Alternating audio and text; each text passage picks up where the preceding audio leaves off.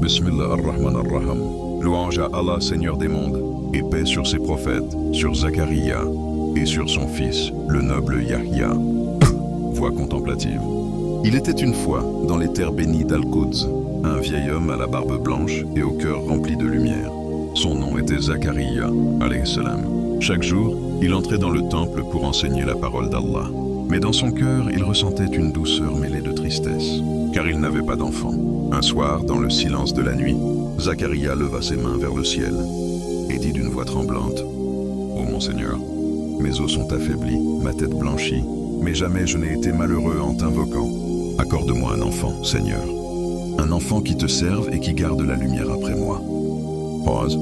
Alors, une lumière descendit du ciel, et une voix lui dit: « Ô Zacharia, nous t'annonçons un fils nommé Yahya, un nom que nul avant lui n'a porté. » Zacharia fut émerveillé. « Mais Seigneur, comment?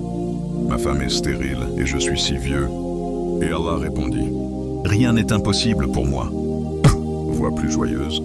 Peu de temps après, la femme de Zacharia tomba enceinte.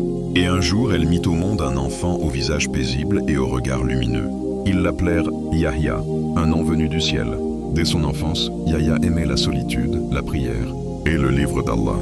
On disait de lui: cet enfant parle comme un sage. Et Allah lui révéla: « Ô Yahya, tiens fermement au livre. » Alors Yahya apprit, enseigna, pria, jeûna et vécut dans la pureté et la bonté. Il aimait ses parents, il aidait les pauvres. Et il ne disait jamais un mot dur à personne. Voix douce, émue, les gens disaient: « Yahya est le plus doux des hommes. » Mais quand il parle de la vérité, sa voix devient aussi forte que la foudre. Pause temporaire.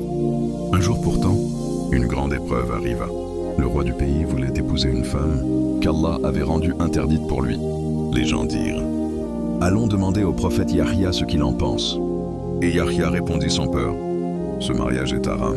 Allah l'a interdit. » Le roi fut pris de colère, et la femme, par vengeance, demanda sa mort. Ainsi le prophète Yahya fut tué injustement, mais son âme monta vers Allah, pure et paisible, voilante et lumineuse.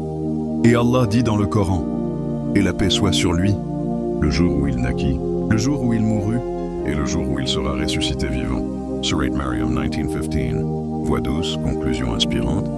Et c'est ainsi que vécut Yahya, alayhi salam. Le prophète a la voix pure, le cœur plein d'amour pour Allah, et la langue toujours véridique. Son histoire nous enseigne que la sincérité triomphe même dans la solitude, que la vérité ne meurt jamais, et que la paix d'Allah est sur ceux qui vivent pour lui. Wa sallallahu ala nabiyyina Muhammad, wa ala Yahya wa Zakaria, wa ala jama' al-anbiya wa